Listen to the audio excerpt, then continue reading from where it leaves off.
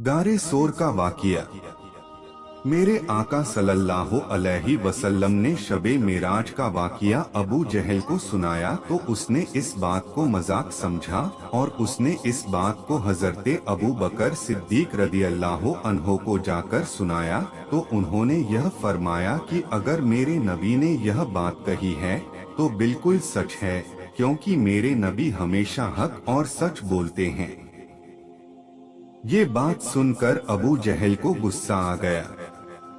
फिर हजरते सिद्दीक़े अकबर हुजूर के पास जाकर अर्ज करते हैं, या रसूलल्लाह, क्या आपने वाकई ऐसा फरमाया है?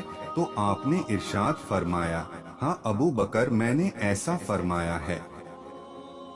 यह सुनकर अबू बकर ने कहा, या रसूलल्लाह, आपने जो शबे मेराज का वाकिया बयान किया है मैं उस पर ईमान लाता हूँ।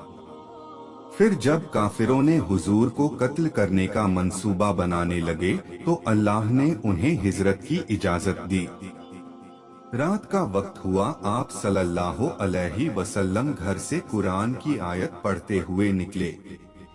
उस वक्त काफिर नंगी तलवार लिए आपके घर को घेरे हुए थे। जैसे ही मोहम्मद घर से बाहर निकलेंगे उसे कत्ल कर दिया जाएगा। अल्लाह ने काफिरों की आंखों में पर्दा डाल दिया ताकि वे हुजूर को देख न सकें। आप सिद्दीक़े अकबर के घर पहुँचे। सिद्दीक़े अकबर पहले से ही तैयार थे। फिर आप दोनों हजरात चल पड़े। रास्ते में सिद्दीक़े अकबर कभी हुजूर के आगे चले जाते तो कभी हुजूर के पीछे। आका ने उनसे इसकी वजह पूछा तो अबू बकर ने अर्ज किया, या रसूलल्लाह, मुझे जब पीछे से खतरा महसूस होता है कि कहीं काफिर पीछे से ना तीर चला दे तो मैं पीछे चला आता हूँ कि कहीं आपको तीर ना लग जाए। फिर मुझे लगता है कि काफिर का तीर आगे से ना आ जाए तो मैं आगे चला जाता हूँ। हुजूर ने अल्लाह से दुआ की, या रब्बे कायनात, अबू बकर को मैदाने हश्र में मेरे बराबर के दर्जे में रखना। अल्लाह ने आपकी दुआ को कबूल फरमाया। आप दोनों को गार में जाना था।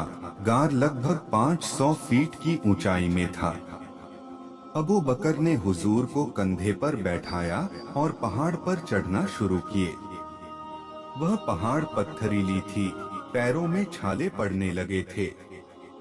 जब वे ऊपर पहुंचे तो एक गार को देखा। आपने उस गार में ठहरने का इरादा किया। उस गार का नाम गारे सोर था। हजरते अबू बकर पहले उस गार में दाखिल हुए और गार को साफ किया। गार में जितने सुराख थे सबको अपनी चादर के कपड़े से बंद किया।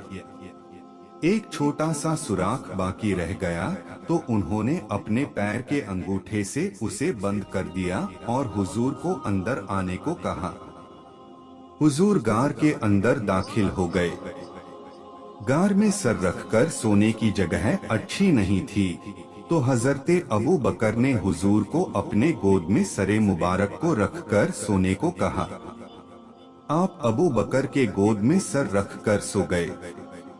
हजरते अबू बकर जिस सुराख में अपना अंगूठा लगाए हुए थे उसमें हजारों साल का एक सांप मौजूद था।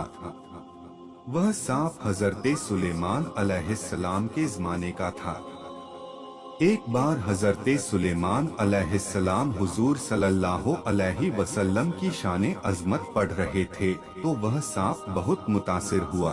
उस सांप ने सुलेमान अलैहिस्सलाम से पूछा कि आप जिसकी फजाइल बयान कर रहे हैं वो कहाँ मिलेंगे? तो उन्होंने फरमाया, वो मक्का में पैदा होंगे और मदीना में हिजरत करेंगे। वो या तो मक्का में मिलेंगे या तो मदीने में मिलेंगे। वह सांप हुजूर से मिलने के लिए बेताब होने लगा। सुलेमान अलैहिस्सलाम का दौर खत्म हुआ और हजरत ईसा अलैहिस्सलाम का दौर आया। हजरते ईसा अलैहिस्सलाम भी हुजूर की फजीलत पढ़ रहे थे तो वह सांप उनकी भी पढ़ने को सुन रहा था। फिर उस सांप ने उनसे भी कहा, वो कहाँ मिलेंगे जिसकी आप फजीलत पढ़ रहे थे?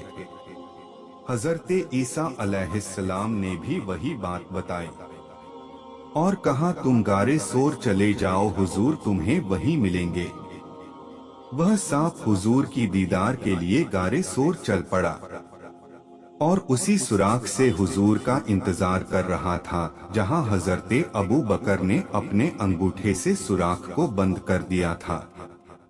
सांप हर सुराख से बाहर निकलना चाहा मगर किसी में निकलने की जगह मौजूद न थी।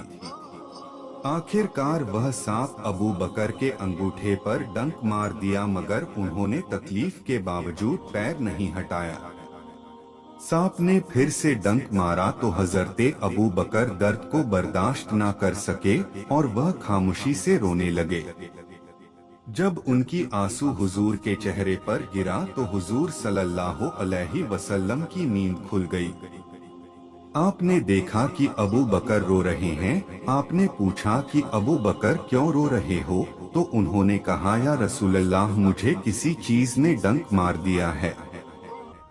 आप सल्लल्लाहु अलैहि वसल्लम अपना लुआबे दहन अबू बकर के जख्म पर लगा दिया जहां पर सांप ने काटा था। उनकी दर्द तुरंत ही खत्म हो गई।